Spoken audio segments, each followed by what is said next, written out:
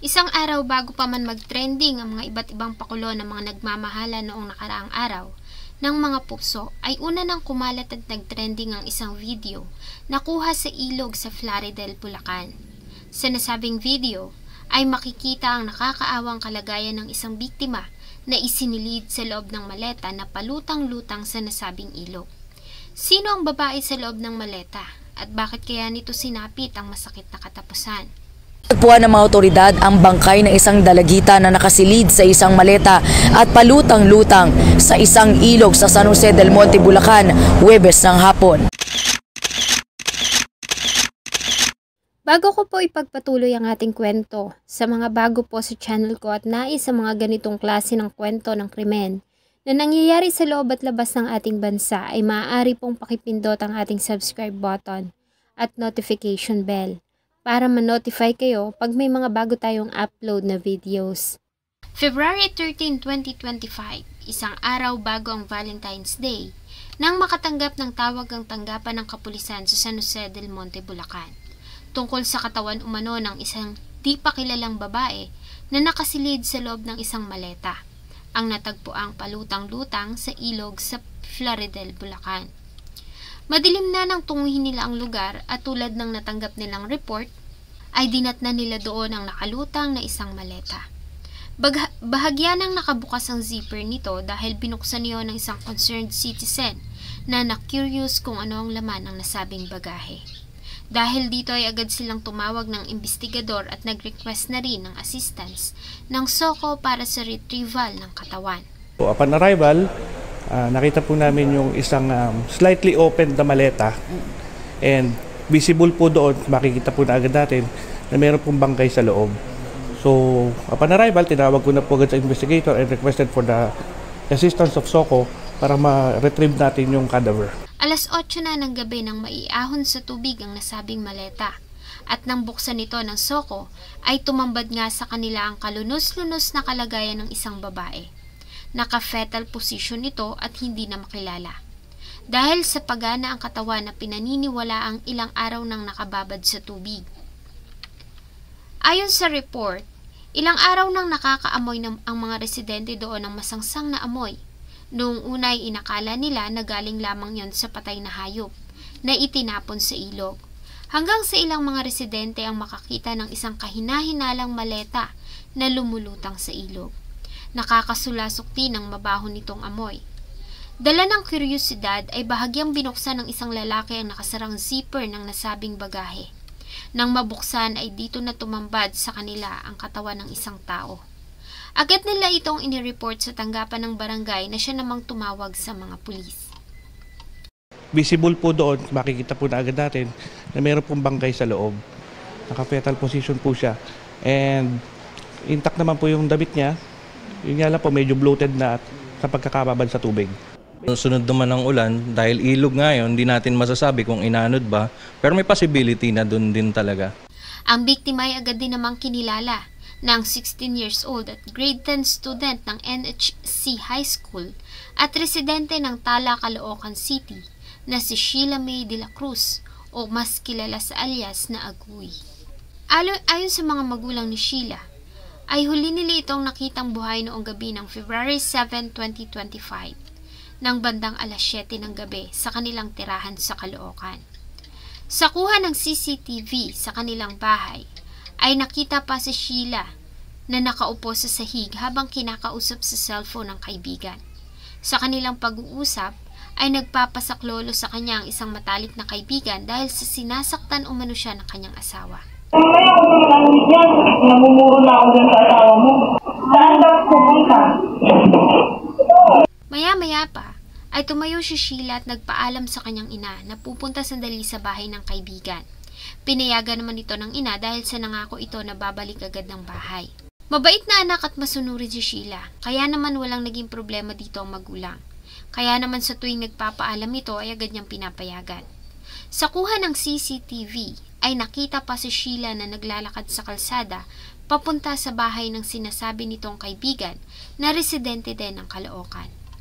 Subalit iyon na ang huling beses na nakita nilang buhay ang dalaga. dahil mula nang umalis ito ay hindi na ito nakauwi pa ng kanilang bahay. Nang lumalim pa ang gabi ay hindi umuwi si Sheila, kaya naman agad na kinabahan ng kanyang ina. Hindi na rin nila ito makontak sa kanyang cellphone at hindi rin naka-online ng dalaga. Sa pagbabakasakali na uuwi din ng anak ay nakatulog na ang kanyang ina sa paghihintay. Kinabukasan ay wala pa rin Sheila ang umuwi sa kanilang bahay. Nang muli nilang tawagan ng cellphone nito ay hindi yun makontak. Hindi na rin ito naka-online. Dito na sila kinabahan at agad na naghanap. Pinuntahan nila ang bahay ng kaibigan ni Sheila na huli nitong pinuntahan bago ito mawala. Subalit wala ang mga ito roon at hindi rin ito makontak. Sinubukan din nilang tanungin ang ilang mga kakilala, matalik na kaibigan, kaeskwela at mga kamag-anak nila sa Caloocan. Subalit hindi nila natagpuan si Sheila May. Nagsimula na rin manawagan ng pamilya sa social media sa kung sino ang nakakita dito.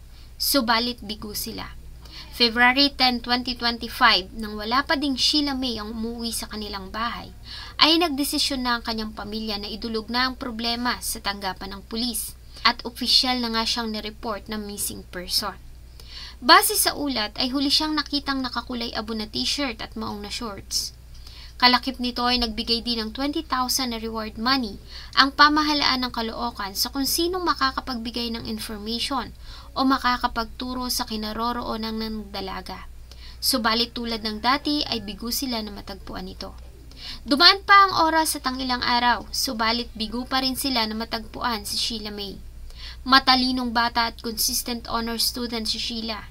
Isa sa pinakaayaw nito ay ang hindi pagpasok sa eskwelahan. Kaya naman kinabahan na ang kanyang pamilya dahil ilang araw na siyang nawawala at hindi umuwi. Sa ilang araw na hindi niya pagpasok sa school ay malaking posibilidad na mawala siya sa honor list. Kaya naniniwala ang pamilya na hindi nito kagustuhan ng hindi pag-uwi ng kanilang bahay.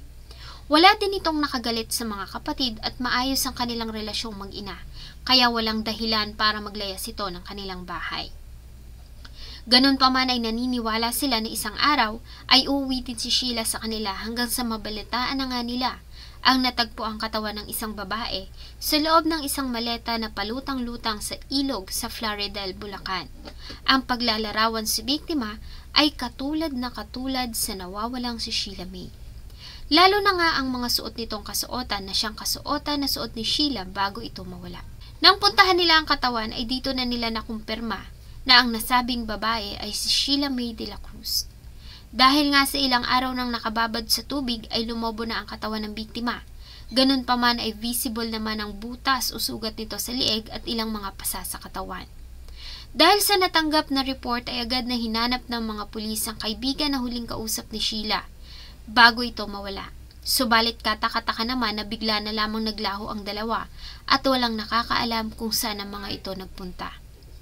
Gayon pa man sa huling pahayag ng mga investigador ay mayroon na umano silang mga persons of interest na iniimbestigahan, bagamat hindi muna sila magbibigay ng detalye hanggat hindi pa natatapos ang investigasyon. Sa kasalukuyan ay nakaburo lang katawan ni Sheila May sa kanilang tirahan sa Phase 12, Tala, Caloocan City. Dahil nga sa kalagayan ng katawan ay 3 araw lamang na ibuburo lang katawan ng dalaga at agad na din itong ihahatid sa kanyang huling himlayan bukas sa Caloocan Cemetery. Sigaw ng mga taong nagmamahal kay Sheila May, hustisya, at panawagan nila ay sana makonsensya at sumuko na ang mga taong nasa likod ng sinapit nito. Mabait na bata at sadyang pala kaibigan si Sheila May. Ganun pa man ay palaban din ito at malimit na siyang nagiging tagapagtanggol ng kanyang mga kaibigan sa tuwing may mga taong nang-aapi sa kanila. Base sa ilang mga report, ang huling kausap ni Sheila May na si alias J ay matalik nitong kaibigan. Malimit umano itong sakta ng kanyang kinakasama at sa tuwing mangyayari iyon ay si Sheila May ang lagi nitong nagiging sandalan. May mga pagkakataon pa nga na pinagtatanggol ni Sheila May ang kaibigan sa mapanakit nitong kinakasama. Kaya naman marami ang naniniwala na maaaring may kinalaman ng dalawa sa naging kamatayan nito. Kung wala man, ay bakit bigla kaya silang naglaho at tila ba nagtatago? Abangan pa po natin sa mga susunod na araw ang update sa kaso ni Sheila May de la Cruz. Sana ay makamit ng pamilya ang hustisya. Sana po ay nagustuhan nyo ang isa na namang kwento na akin pong ibinahagi. Marami pong salamat sa inyong patuloy na pagtangkilik sa akin pong mga videos. Huwag niyo pong kalimutang mag-iwan ng inyong saloobin at suggestion sa atin pong comment section. Thank you so much po and see you on my next video.